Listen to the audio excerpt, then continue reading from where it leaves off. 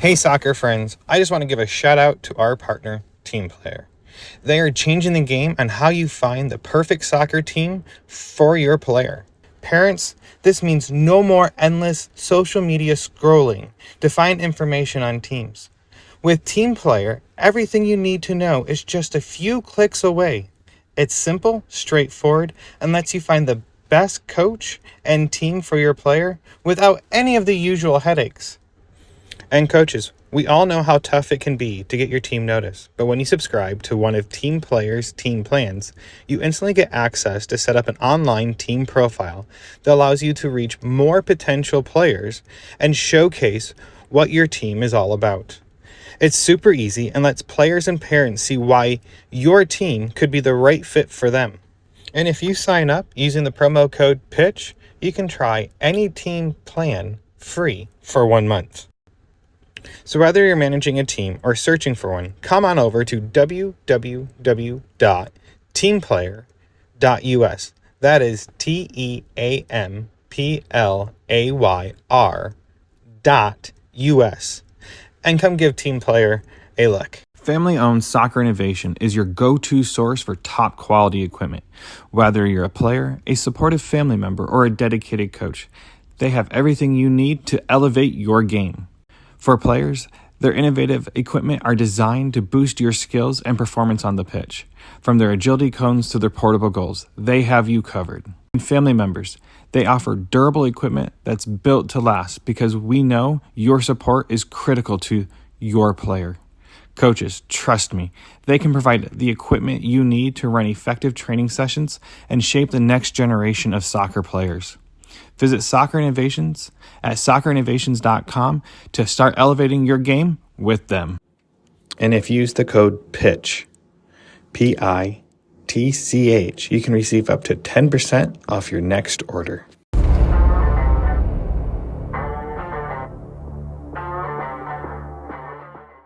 This week, I had the pleasure of interviewing Derek Waldeck, USL League One player for Greenville Triumph. Please join me by the pitch to listen to Derek's story and his journey through soccer.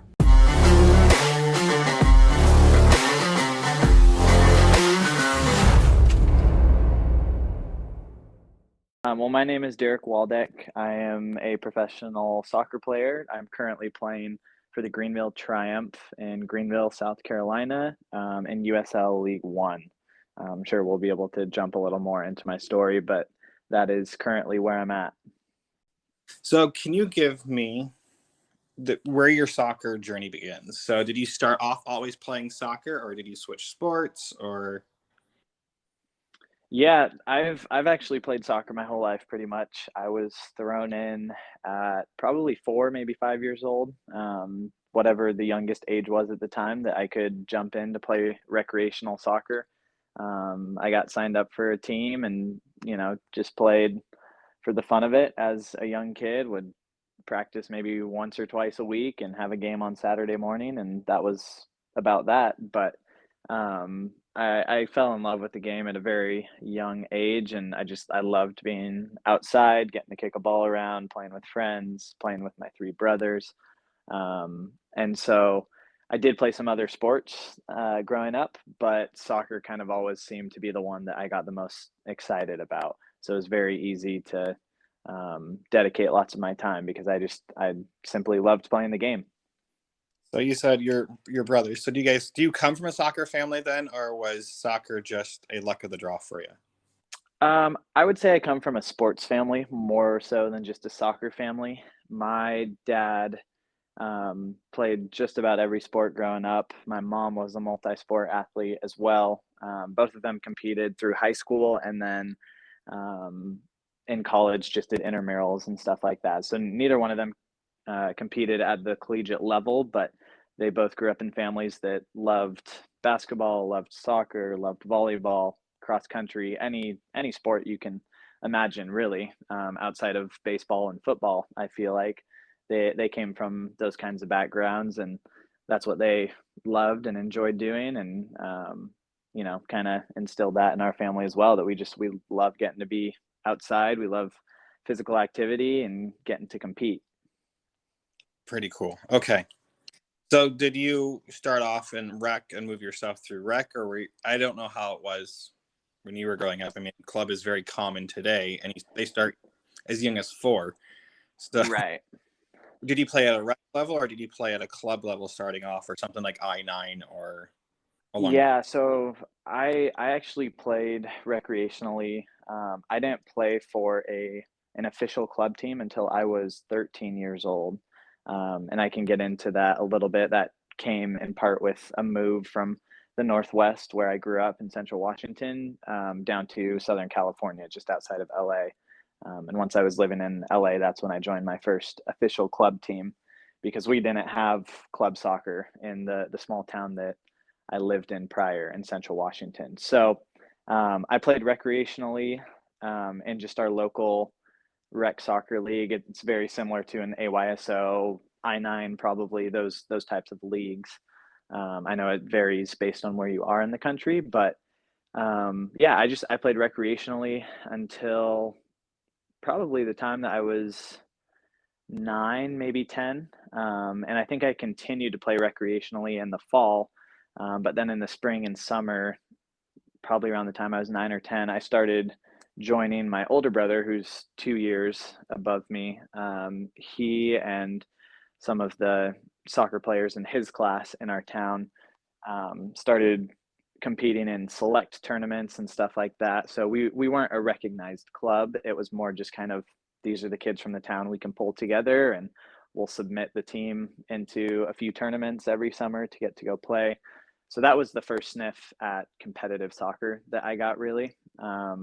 We also, I think when I was 10 years old, played in a summer Mexican league that was going on in our area in Central Washington. And so that would involve a little bit of traveling, just 30 minutes to an hour away to neighboring cities here and there. So those were kind of the first two tastes of competitive soccer that I got. Um, and then, like I had mentioned, it wasn't until I was 13 years old that my family and I moved down to LA for my dad's work. And a few months after we had moved down to LA, I got plugged in with a local club team there. And that was the first time that I actually played for a recognized club. That's pretty cool. So you said you played with your brother 2 years older. So was majority of the team 2 years older, and were you guys playing at their age level, or? Yeah, so at the time, I think it was probably 2 or 3 years that I spent playing up with my older brother, and a lot of the kids on the team were his age. I think occasionally for some tournaments we would play up an additional year.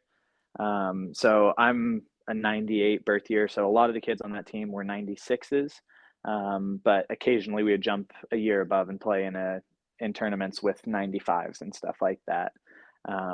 So that honestly taught me a lot about the game, being a younger, less physical, less athletic player compared, when you're 10 years old versus playing against 12 and 13-year olds, there is a pretty big gap there. And so it kind of taught me different ways to be smarter about the game and to read the game, since I didn't have the physical ability that I did when I played with my own age group, where I could run past kids or use my athleticism or speed to beat kids. I had to learn to read the game and just become smarter and understand timing and angles and some of those small things that you get exposed for if you're not able to read those when you're a smaller kid on the field who isn't quite as athletic. So I think I grew a lot by getting to play up with my older brother, and that kind of helped. That was part of my development. Absolutely.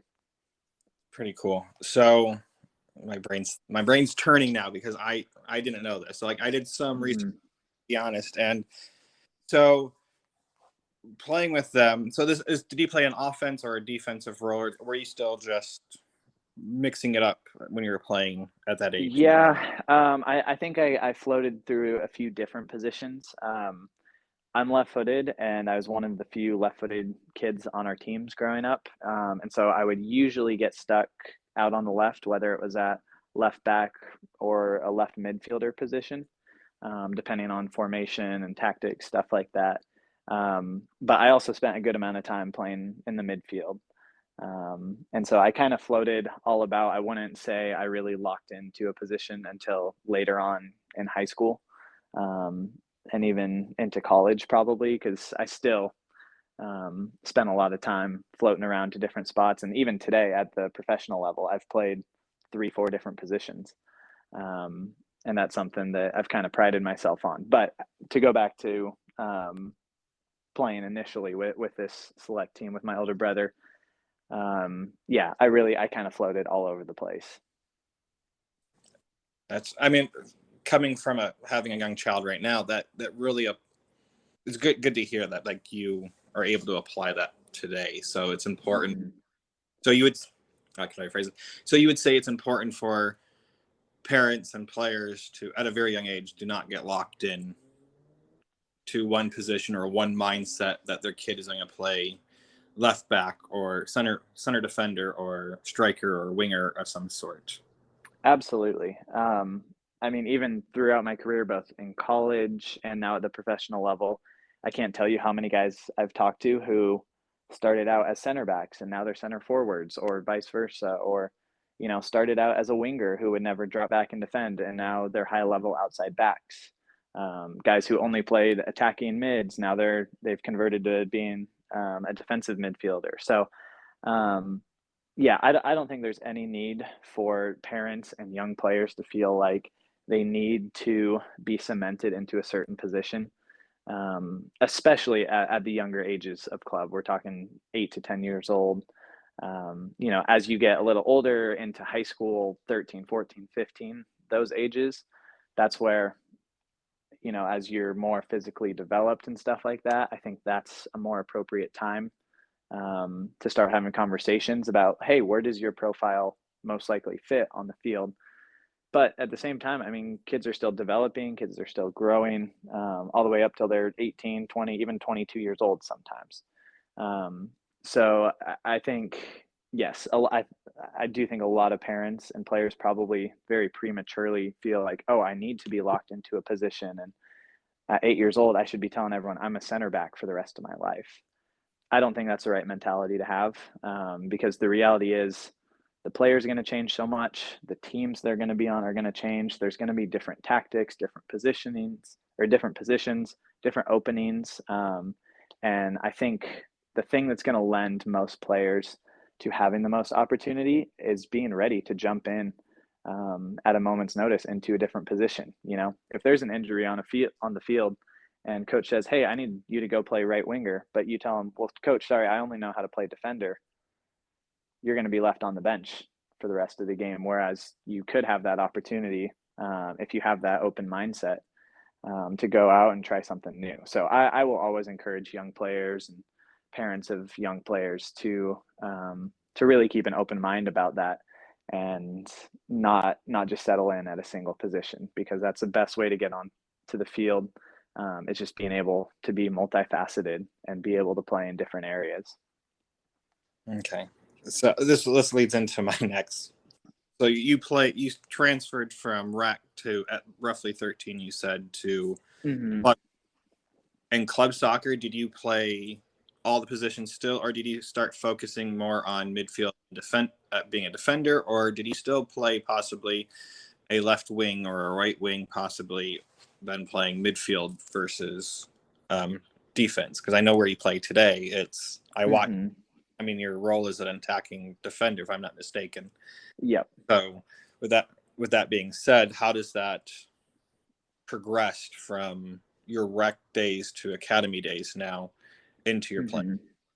Yeah. So I think for my first 3 years playing club soccer, because I played my 8th grade, 9th grade, and 10th grade years. And then my junior and senior year is when I played for an academy for the first time, which obviously today they're very, very similar, the structures of them. But the first 3 years when I was playing for a local club team, I was mostly playing in the midfield. I would play sometimes out wide as a wide midfielder, sometimes would play as a holding mid, sometimes would be as an attacking mid. So that kind of changed all over. But at that point, I was primarily just a midfielder. And then when I moved on to play academy, my junior year, which was my first year playing for Real SoCal Academy, out of Woodland Hills, California, I spent a lot of time as a left back for the very first time.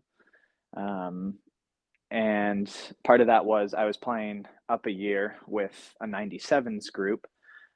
So I was one of the younger guys on the team, and we had a very, very talented team, and had a lot of talent in the middle of the field. And we really didn't have anybody else to play left back. So it was kind of just a matter of, hey, we need someone to fill this gap for us.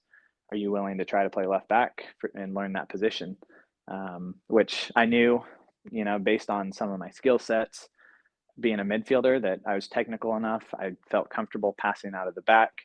I love to be able to get forward, get crosses in the box, combine to go to goal, stuff like that. But I also have enough of that defensive desire to love to get behind the ball and,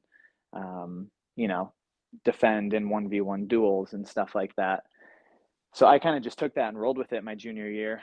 And then my senior year, I spent some mixed time as either a holding mid or box to box mid, and spending some of my time as left back as well. So it was kind of, again, just same idea of bouncing around to wherever coach kind of needed. I was willing to take that on as best as I could, and making that move to left back for me as a junior in high school gave me, or kind of paved the path to play lots and lots of games. Like I said, we didn't have a second guy in that position, and so for the most part, I was playing full 90s week in and week out, which was great for me in my development. So that was in your junior year and on in high school. Mm-hmm. Did you play your freshman and sophomore year for the high school, or did you play for the club still then? So I played high school soccer and club soccer for my freshman and sophomore years of high school. So I spent 2 years playing for our varsity team at high school in the off season of club soccer. And I played primarily as an attacking mid, actually, in that system. And then after my sophomore year, that's when I made the decision to play academy. And the way the seasons were structured, it did not allow me to play high school soccer in the off season, because our season ran a little bit longer for the academy system.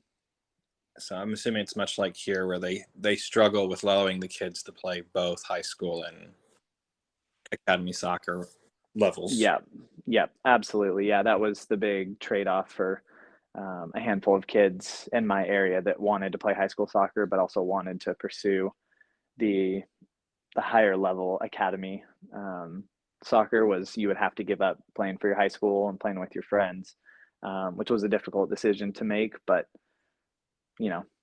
this many years removed, eight years down the road, I feel like it probably was the right decision for me to pursue some higher level soccer instead of staying and playing with the club team I was on and playing for my high school.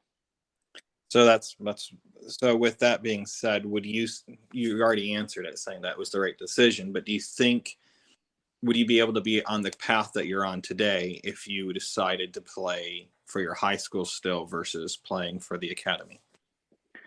Yeah, I think I definitely could have been. I always tell people whenever they ask, like, do I need to be playing for the best team in my area and stuff like that?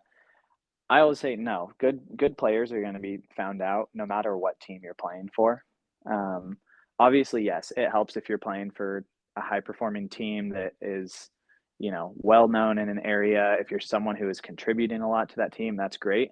But I think sometimes people get caught up in the hype, if you will, of, oh, I want to go play for this team because they have, this logo that everybody knows and stuff like that. But I'm going to sit on the bench 75% of the time for that team versus, hey, there's this team that not many people know about and that might not be quite as good, but I'm getting to play 95% of the time. And I'm going to keep developing as a player because of that. So it's a little bit of a trade-off, because obviously the training environment is a big part of a player's development. And if you're in an environment that is a low low performance in terms of training and creating habits and pushing each other. That's difficult. But I think if you can find that healthy trade-off of, hey, I still have a very high performing environment in terms of training, but I'm also getting games, that's going to allow you to get seen. And good players are going to be seen no matter what. So to answer your question, yes, I think the trajectory of my career could have gone a little differently. And I say that just because I was scouted to go play at Stanford, where I went to school for 4 years through my academy. So that opportunity might not have been there for me, but there are so many college opportunities out there that I firmly believe another door would have been open for me to go play somewhere for 4 years, and that door hopefully would have still led to being able to play professional soccer one way or another. So I don't think there's one direct path to professional soccer. There are so many guys who come from so many different pathways and different journeys. So there's no one right way to do it by any means. Okay, that makes sense. So you said you were scouted with your academy. Does that mean they had a link to Stanford and other colleges for them to come look at players, or did you attend like an ID camp for that to happen, or was it through another method? Yeah, so my coaching staff at Real SoCal in the academy, they also coached at Cal State Northridge, which is a Division I program near LA in the area. So they had coached against the staff at Stanford, and over, I think it was 3 or 4 years preceding when I came into the academy, they had kind of started to develop a relationship with the coaching staff at Stanford, and they had actually sent a player from the Real SoCal Academy to Stanford for, I think it was 3 consecutive years prior to my graduation year. And so when I got to the academy, they knew that I had pretty good grades in school. They thought I might be a good fit based on my profile for the type of player that the Stanford program and Stanford coaches were looking for. And so they kind of just helped get me connected with the Stanford staff, and we got talking from there. They came out to watch some games. We're at showcases that we played that year, and the ball just kind of got rolling from there. That's pretty cool.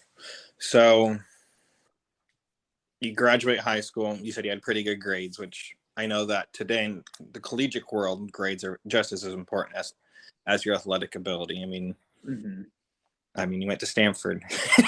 Yeah. And so you graduated high school. You played through Stanford. I mean, so you started off your freshman year in Stanford. Did you redshirt that year, or did you start playing on the squad, or did you sit more and just subbed in? How did it work for you your freshman year? Yeah, so my freshman year, I early on in the year, I was used as a substitute in a number of games. I'd say for probably the first quarter of the season. And in the college game, you're allowed pretty much unlimited subs. Anybody that's on your game day roster can be subbed in. If you're subbed off in the first half, there's no re-entry. If you come off in the second half, you can go back on the field one time. It sounds a lot simpler than it is. It's essentially unlimited subbing in college. And so what that looked like for me early on was getting probably the last 15 minutes of the first half, and then I would come on, play another 15, 20 in the second half. So, maybe getting 30 to 40 minutes a game off the bench early on in the year. And then right around the time that we shifted from our non-conference schedule to our conference schedule, I earned myself a starting spot in the starting 11 and held on to that spot through the rest of the year.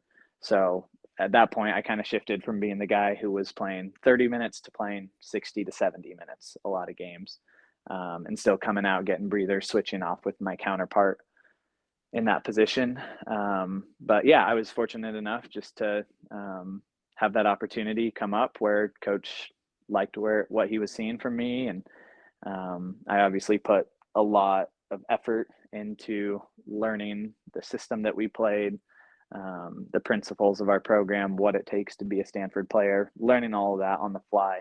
And my first few months of being at Stanford was something that I really had to dedicate myself to, but it paid off, and I was very fortunate to be in a starting role as a freshman.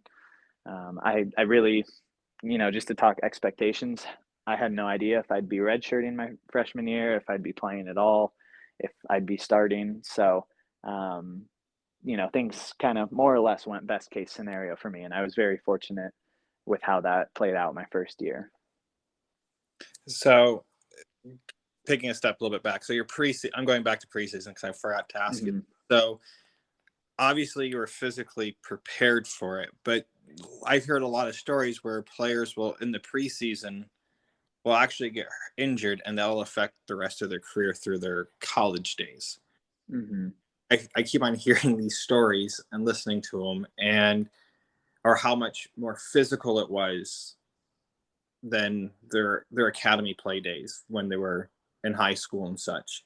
And then switching to college level, where sometimes you have 2-a-day practices, and it was more physical and there was more expectation out of you physically demanding than it was prior to this. Did you experience that, or did your academy prep you well enough by having the connection to the colleges already for this? Yeah, I think it was a combination of a lot of things for me, to be honest. My academy definitely, the style that we played in academy was one that just kind of encouraged total football in a lot of senses. We were a team that liked to high press, which requires good fitness. We were a team that when we had the ball, we liked to build out, play quote unquote good soccer, tiki taka, whatever you want to call it, when we were under pressure. But we also knew that we could resort to playing a more direct style, where sometimes, especially as a midfielder, you're a guy who might be checking for a ball from the back line, and they're going to choose to clip a ball forward to break a line, and you're responsible for turning and making a sprint 15 to 20 yards to be able to collect second balls and stuff like that. So the academy definitely did a good job through their style to teach some of those principles of what it takes to play at the next level. Also, I have to give a ton of credit just to the guys who were already in the program at Stanford. The older guys did a fantastic job, and that was something that our whole program, just the culture of our program, really prided ourselves on, was making sure that we take the incoming class each and every year, and making sure that they're taken under somebody's wing where there's just lots and lots of conversation about, hey, here's our expectations for the year. We don't want you to start the year off and not have any idea what you're getting yourself into. We're going to help you out as much as we can, not to scare you about things, but just so that your expectations realistically are going to be such that you're going to be able to succeed here. And there's just a really big culture of guys wanting to see each other succeed at Stanford, which was super helpful. So I mean, we got so much insight from guys before we even arrived for our first day of preseason, just in terms of what we should expect from our coaching staff, fitness levels. Here's where you should be on our team's fitness test. Here's some of the hard parts that I've struggled with personally. Here's some of the highs of being in the program, all those different things that led to a lot of success, I think, for me. All that to say, though, when you actually jump in and play your first collegiate game, I remember I ran around for about 5 minutes and a ball went out of bounds, and I realized I could hardly breathe because the game was moving that fast. So no matter how well prepared you are, there is still that adjustment of players are physically more dominant at the collegiate level. They're able to cover more ground. They're technically better than they are at the academy level. And so just the overall speed of play is definitely higher at the collegiate level. And so that's in and of itself another part that you have to adapt to. Is not just coming in and saying, hey, like I did all this fitness work in the preseason just to come and fit. You have to actually learn how to adapt to game situations and use your fitness to succeed, but also use your head as much as you can and be thoughtful about what you're doing in order to maximize your performance. Okay. That's a lot. Yes, I know. I ramble a lot. I apologize for that. Don't apologize. I appreciate that because I've listened to a lot of stories of players coming in, and that's the biggest challenge is the next step for you is that, like they say that a lot of colleges will have players that are from abroad coming in playing, and they're 6 years older than them, and they're 18 years old coming into the collegiate world, and they're playing against someone that's 24, 25 years that have played since they've been 16 years old at an amateur. Mm-hmm. And that plays an effect onto the dynamics of the team. I don't know if you guys experienced that at your college, but I listened to a lot of stories, and that's one thing that's, I think it's important for parents and players to understand, is that it's a completely different mindset and game that you're playing now, that you're at a collegiate level playing, and you're coming in at 18 and already starting midway through, so to speak, or 3/4 way through your freshman year. So Right. about Yeah, there is definitely that change of you kind of go from playing with boys to playing with men very quickly. Um, and obviously at the academy level, and there are high schoolers who are 17 years old and have the physique and the physical capabilities of a full grown man. But when you get to the collegiate level, even when you're playing against guys that are only 2 years above you, 20, 21 years old, they're that much more developed, physically, and so the game moves that much quicker. It's that much more physical, and so I think no matter how much you are prepared for that, how much fitness work you do, how much lifting you do prior to coming in, every freshman in some capacity probably will have some sort of that struggle of just realizing, like, okay, I've gone from playing with boys to playing with men now, and it's all about how well can you adapt on the fly with that, and how fast can you learn, how to find just those 1% advantages that you can give yourself in every game. right. So I'm going to kind of take a small pivot backwards, and I forgot Uh-huh. this. It's so your freshman year, soccer is, we'll call it football since we're actually on a soccer podcast. Football was Uh-huh. your freshman year, I'm assuming. Now, from your, let's say, ninth grade to your senior year, how much did you give up until this point in your life to focus on football? Yeah, I would say a decent amount. Um, by no means did I have to give up everything. I still felt that I was able to have a very well balanced life where, my priorities of family relationships and friendships and pursuing hobbies and church, those things were still big priorities for me in life. It's not that soccer took over 100% of my life. That said, especially my junior and senior year, when I was playing for the academy, it was about an hour drive to where we trained. So I was giving up pretty much 3 nights a week. Would have to be leaving around 5 o'clock, I believe it was, and I wouldn't be getting home until 10 o'clock. And so my schedule was right when I got home from school in the afternoons. It was sit down, finish up my homework as quickly as I could. If I wasn't able to get it done, I'd be taking it in the car with me to do that on the way to training. And if it still wasn't done by the time we got to training, then I'd come home and keep working into the late hours of the night if that's what it required. So it took a lot of discipline, more than anything, and really taught me the skills of time management. But like I said, I do feel like I was able to really balance a lot of my life because, as I've said, I absolutely love the game. But the game is the most enjoyable for me when I feel like my life is balanced, when I have time for my family, when I have time for my friends, relationships, pursuing the Lord and my faith and stuff like that. Those are really key things that, when life is balanced like that for me, and soccer isn't the only thing that's going on in my life, that's where I feel like I enjoy the game the most. Okay. That makes a lot of sense. Thank you. Mm-hmm. Moving into your freshman year, you started your sophomore year. I'm assuming you were a starter, full-time starter at this point in time. Or For my sophomore year. yes. So I actually jumped back and forth my sophomore year with the same guy who I had beaten out the year prior. We kind of teetered back and forth. He would start a few games. I would start a few games. I think he ended up starting a majority of the games in the position that we were playing, which was a wide midfielder in a 4-4-2 system.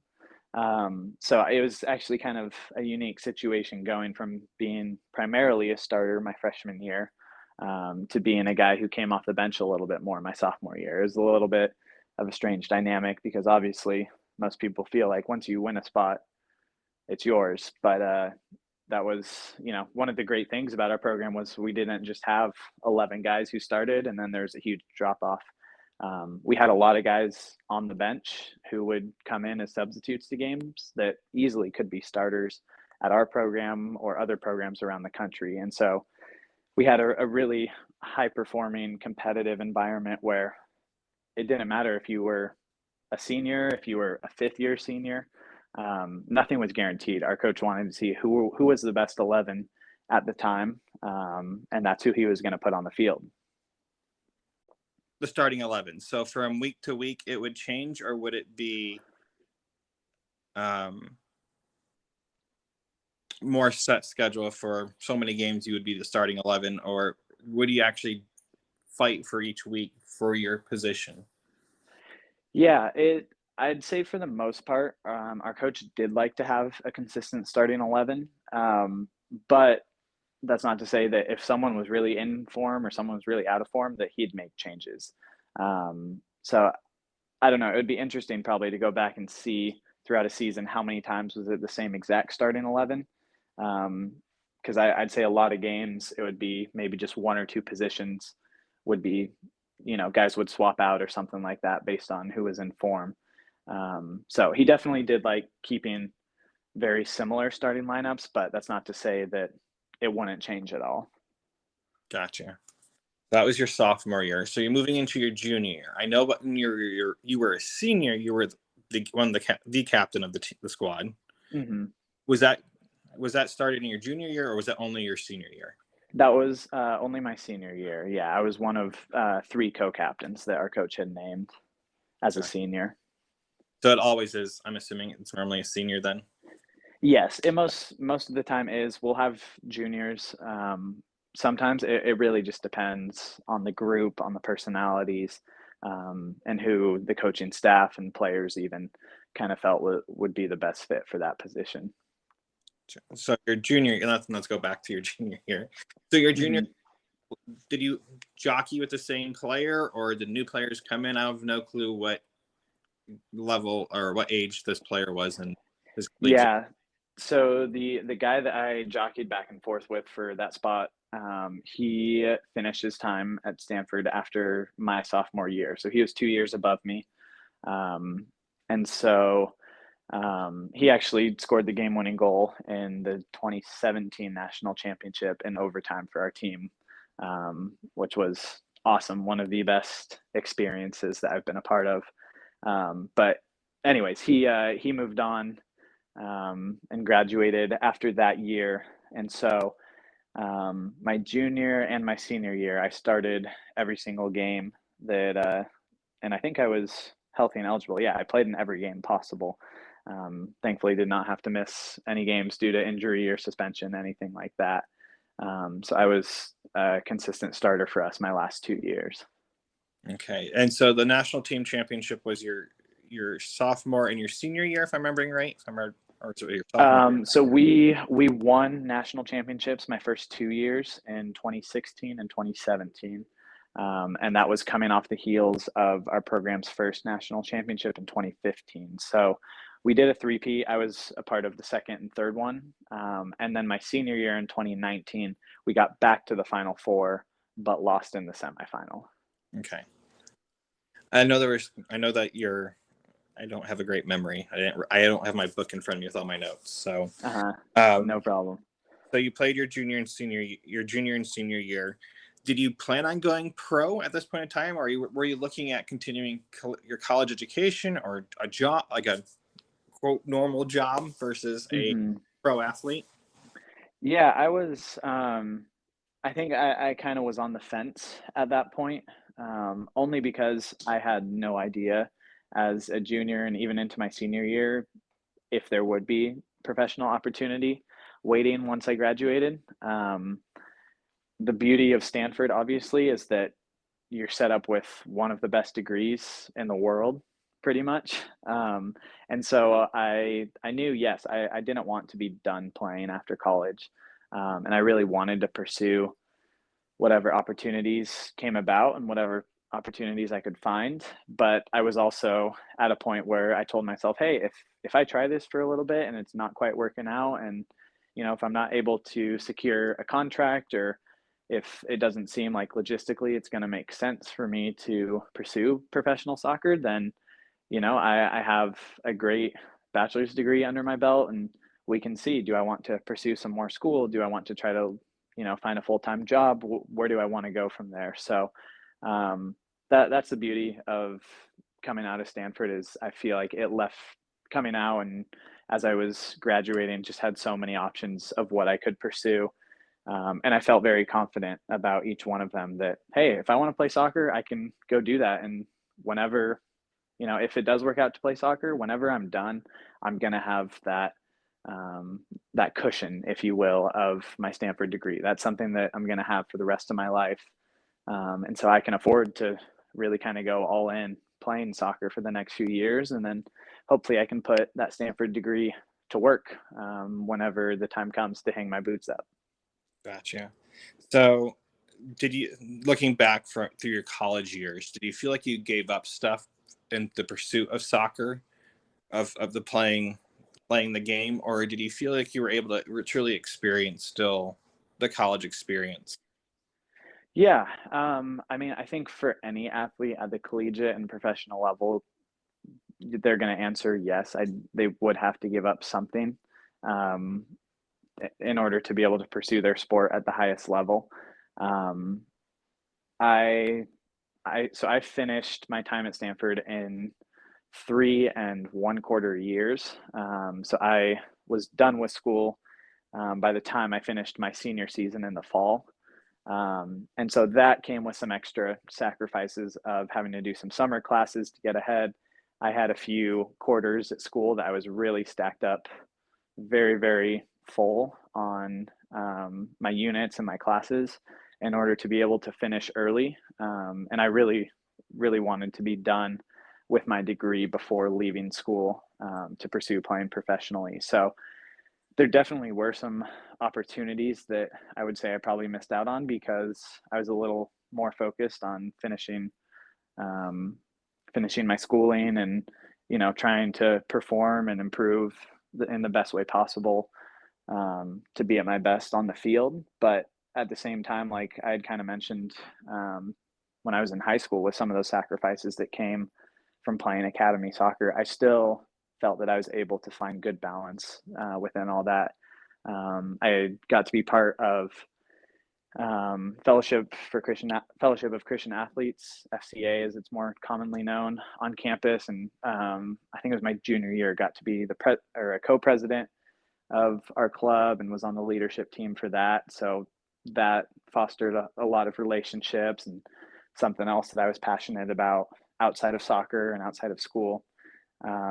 So yes, I mean, I probably didn't get to be quite as social as some college kids might hope for during their 4 years at school. But the reality is, I had my very, very close knit group of friends within my team, and some other close friends at school who I felt like, hey, we have really good understandings of what we want in life and what we want from our time at Stanford. And so we're okay with sacrificing some of the social aspect, because we're driven in the same ways, and we can still enjoy hanging out and being together without feeling like we're really missing out on a whole lot. So I personally don't feel like I walked away from college with these regrets of, oh, I missed out on so much. If I had to go back and do it again, I think I'd do it very, very similarly, because I was able to still pursue a lot of things that I was passionate about in college, and that's everything I could have hoped for and more.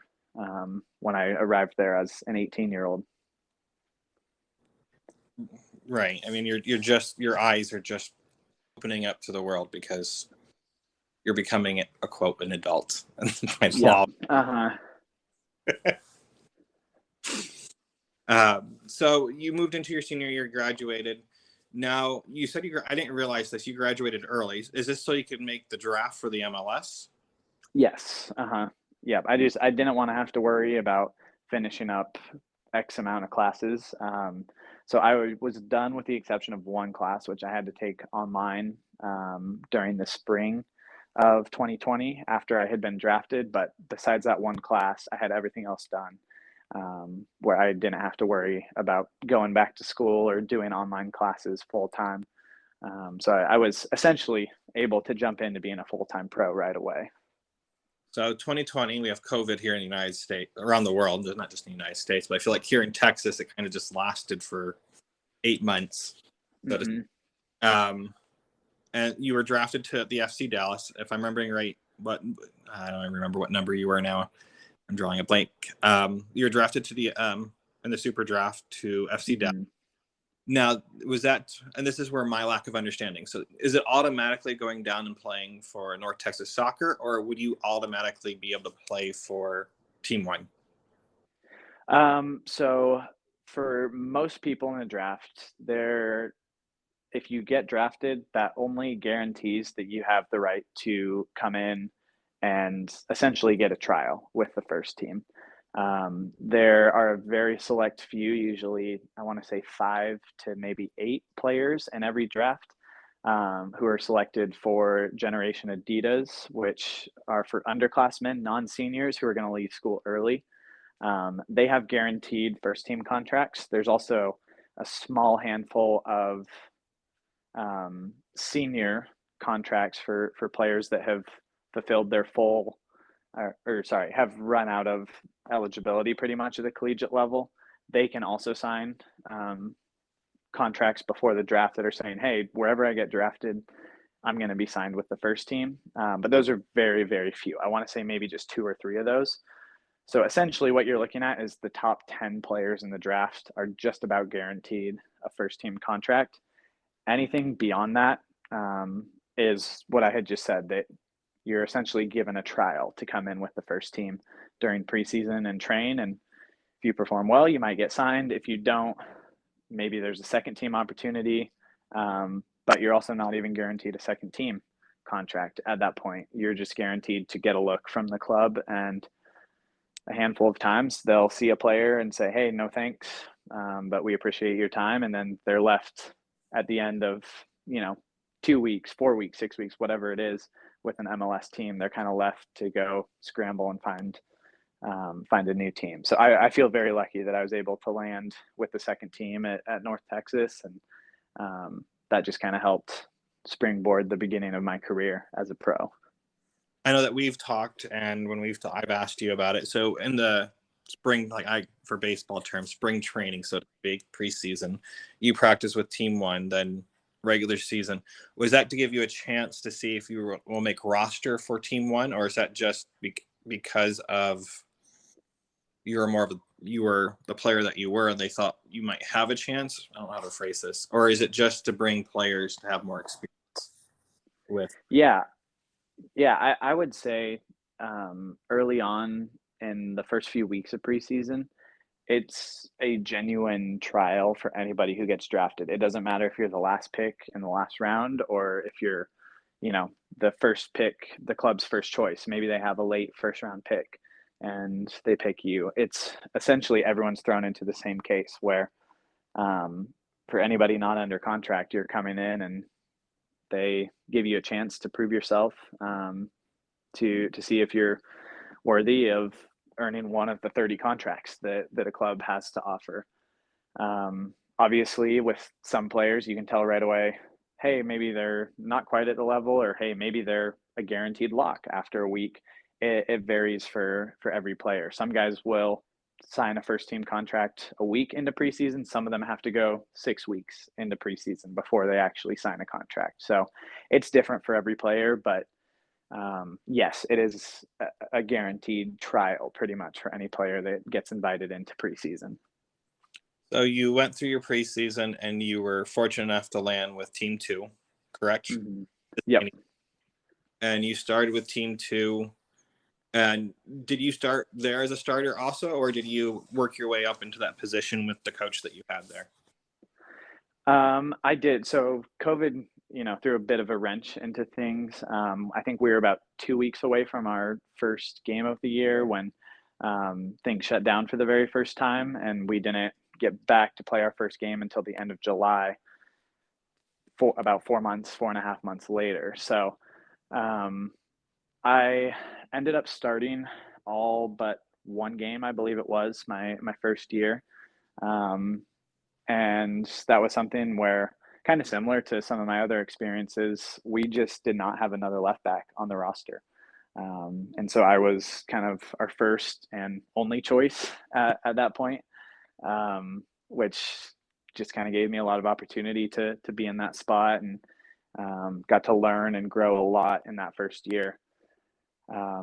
And so, yeah, throughout my second year, was a very consistent starter, started probably 90% of our game, played probably close to 90% of minutes throughout the year. So it was a very fortunate situation I was in, because I know a lot of places guys might land even with the second team, but even there, they're still struggling to get on the field. So I feel very lucky that I was able to get as much involvement as I got, and it helped me grow tremendously as a player during those 2 years.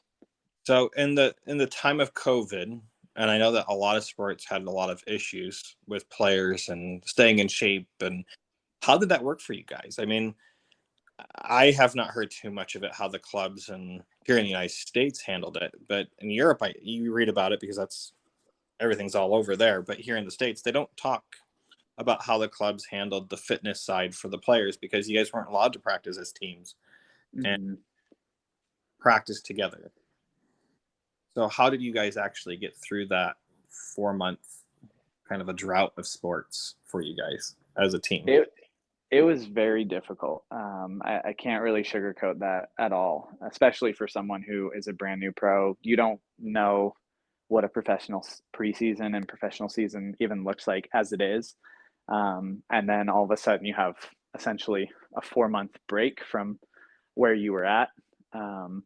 So I think it was about 2 months for us that we were not even allowed to be at the facilities doing any kind of training.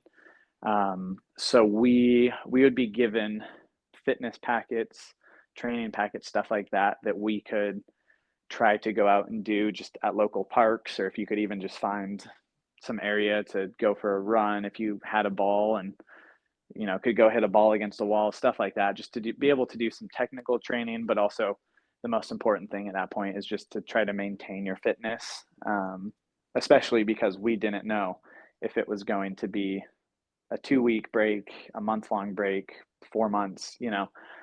So week by week, we were just trying to see if we could stay as fit as possible so that we could hit the ground running once we got the green light to return.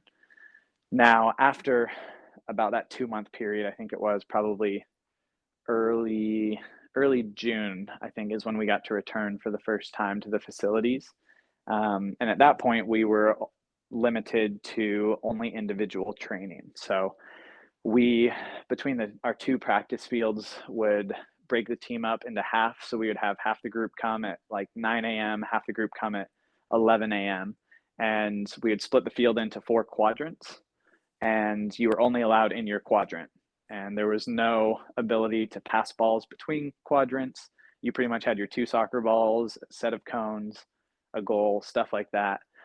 And that was only yours, because they were very, very strict, obviously, early on about just making sure there was no possible way that anything could spread or anything like that. So we were confined to being able to see each other at least and be at the same place. But obviously, you can only get so much training in when you can pretty much dribble a soccer ball through cones and stuff like that, and maybe hit a ball off a rebounder and do some shooting, but that's about it. So we were in that protocol for, I want to say, 3 to 4 weeks.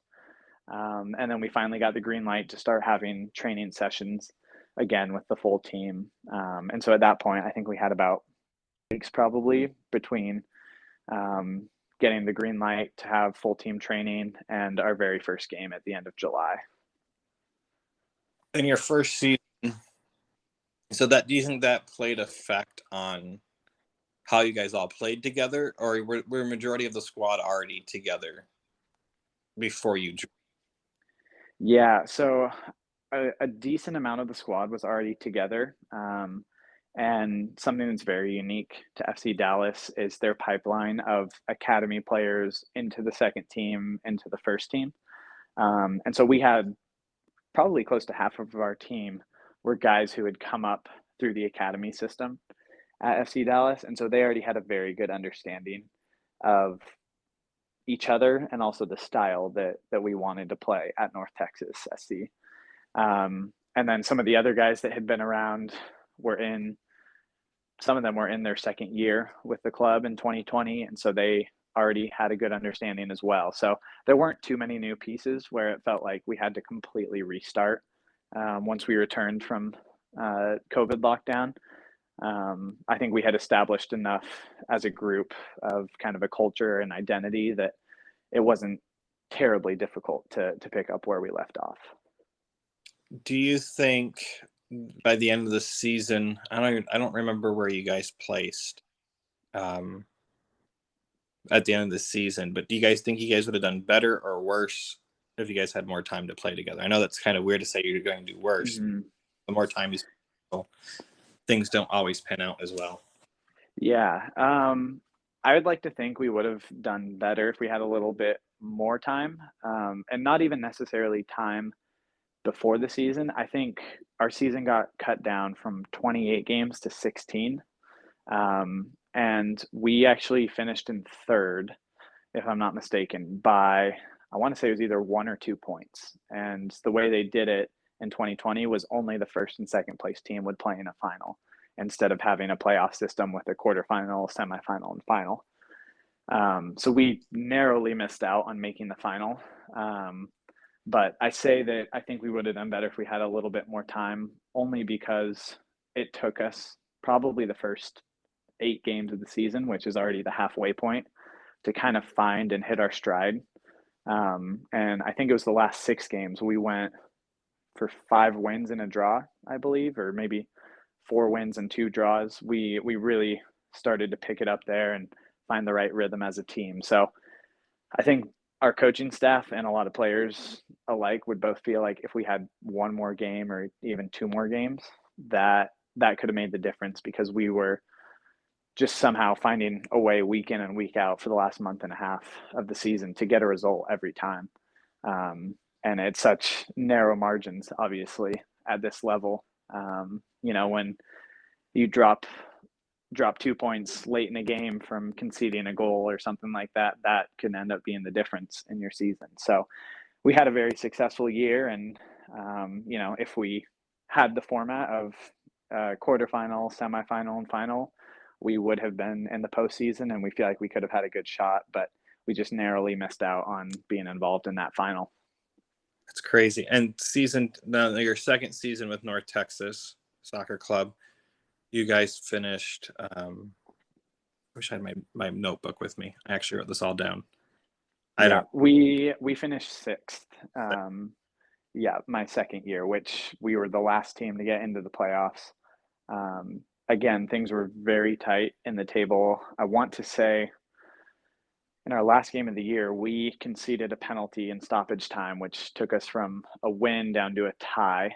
And those 2 points that we dropped there, we were in 4th place, and I think we dropped to 6th, if I remember correctly, which would have meant we would have had a home game for our first playoff. Instead, we had to go on the road to play the 3rd seeded team, and ended up losing that game in overtime. Crazy. Now you move into your 3rd season. This is where we met you. My family met you, and we watched you play quite a bit. And then as your season went on, the transition changed, new coach, and other factors. I don't know, and you don't need to share, but your time dwindled. And the thing that stuck with me the most is that if you aren't playing, you said, what was that the quote you gave me? If you aren't getting minutes, you'll be forgotten in 6 months. Do you still feel that way, or do you feel like if you keep up your talent level, you still have a fighting chance since you've moved to Greenville now and playing with Greenville Triumph? Or do you think that philosophy still holds true for football here in the United States? Yeah, I think it's similar to what I had said earlier in our talk about good players are going to be found no matter what. Um, but that said, there is the counter side of that, that it can be very, very difficult, even if you are a great player, if you're not getting minutes and you're not able to be seen consistently by other sets of eyes from scouts and coaches from other clubs. Whenever your time does come to finish at one club, it can be very difficult to kind of stay relevant with other clubs.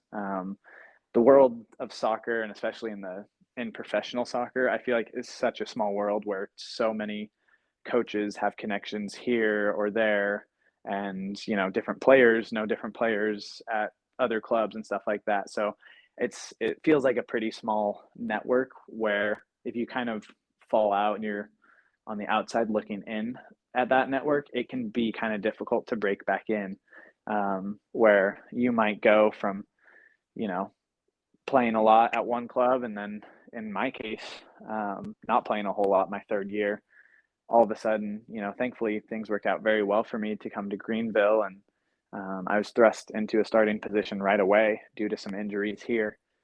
Um, but if that weren't the case, I very well at the end of this year could have been done with my contract at North Texas, and I could have been going on trial week in and week out in January and February with some other clubs trying to find a new home.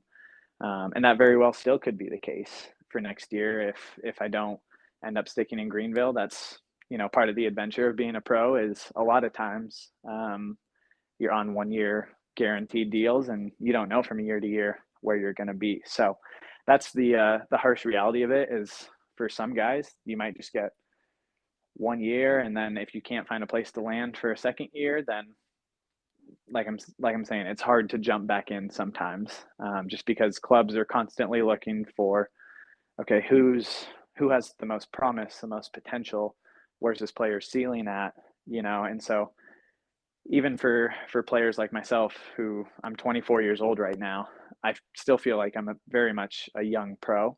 The reality is the game is getting younger and younger, and teams are going to look more for 16-year-olds, 17-year-olds, 18-year-olds who have a little bit more promise and a little bit higher of a ceiling than someone who's 24 or 26.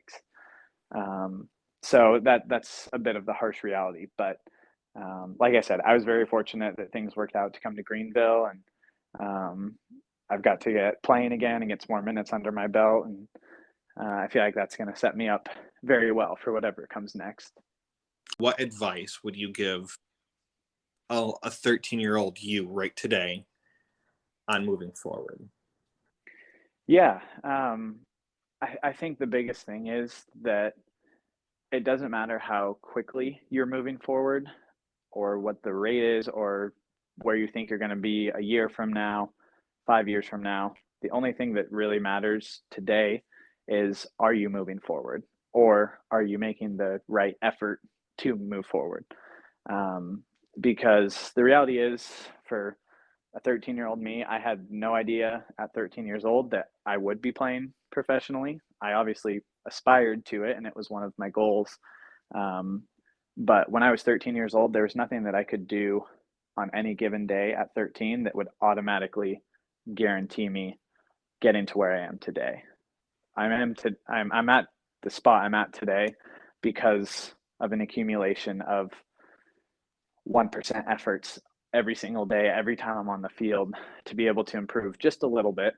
And obviously, it ebbs and flows as a player. You have days that you're feeling great. You have days you don't feel great. Your confidence can be up. It can shoot right down. So I think the biggest piece of advice I would have is just, you need to be moving forward and doing the right actions, because You might not see it in a 1 day or a 1 week span, but over the course of 3 years, 5 years, 10 years, you're going to start to see the benefits of all that hard work, and just the habits that you build become so important. I'm someone who has always been very, very driven. Even when I was a kid in grade school, when it came to spelling tests and stuff like that, I was heartbroken anytime I wouldn't get a perfect score and stuff like that. And so I've always been someone who really loves giving my absolute best. And if I feel like I'm not giving my best, then I feel like that's a day that I've let get away from me. And so in all aspects of life, not just in soccer, I always want to be striving to be building the right habits and to be giving my 100%, whatever that looks like. That's good to hear. I really like that you said 100%, because I feel like in our culture, we always hear give 110%. And I read a quote recently talking about you can't give 110%. And why are we even saying it? We need to give 100% of the time.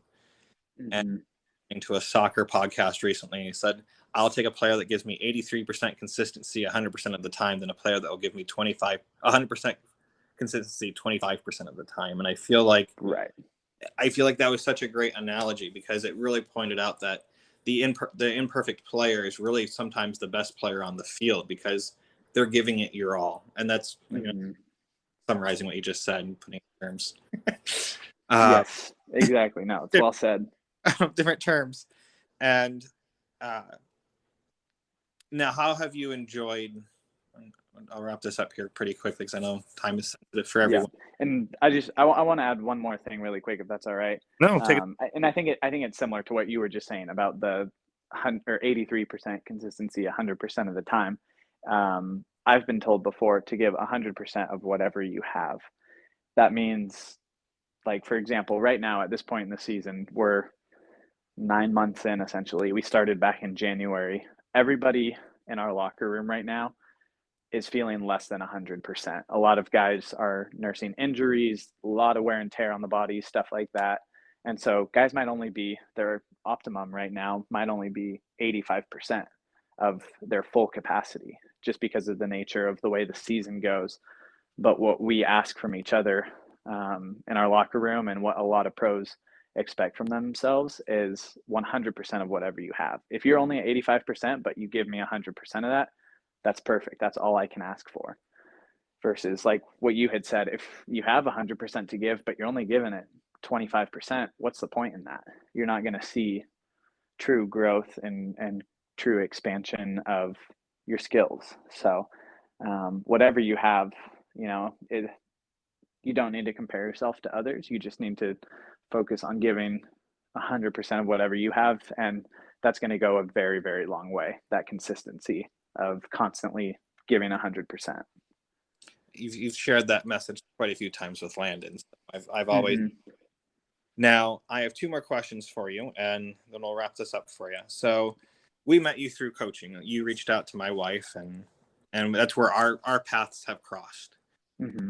I know that we've had conversations about coaching and how much you enjoy it. Do you see that as something you'll continue doing for fun? Because I feel like anything you do that you love is really fun. It's not really a job.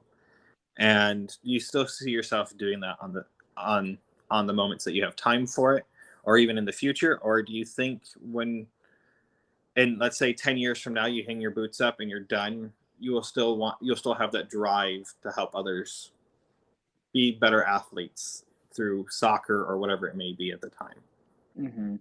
Yeah, I've learned that I really do enjoy coaching, and the best part about it for me is that I get to help the next generation, the next wave of players that are coming through.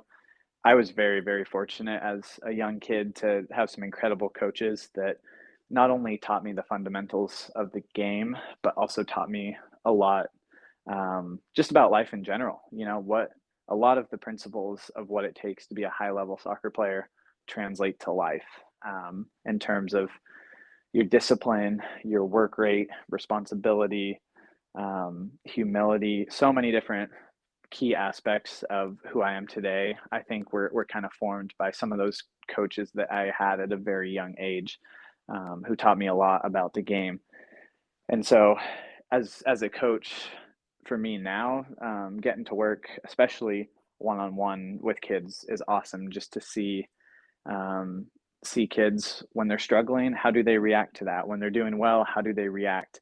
And ultimately, just trying to pass along some of those little nuggets of wisdom, if you will, that I've been fortunate enough to have passed down to me. I want to keep passing that on because I don't think you can ever have enough of that in the world. There's never going to be enough hard work, enough humility to go around where people are going to get tired of it. So if I can have any impact on the kids I'm working with and be able to share my passion for the game, in a way that helps them to love the game as they continue to grow up and grow into the young man or young woman that they're going to be someday, that's ultimately what I love. It doesn't matter as much to me if they go on to be a professional soccer player. If that's what they aspire to be, great. I would love to be a part of helping them reach that goal. But more than anything, I just want to help them enjoy the game, and teach them some of those principles that have helped me be so successful. Um, I think my dad is probably one of the biggest influences. I honestly might answer this with a few different people, if that's all right, because I can't tab it down just to one people. I've had so many different people that have positively impacted my life and my career. So my dad is one of the ones who has just unconditionally supported me in whatever I've done, even now as a pro. Um, I don't feel the pressure to perform a certain way.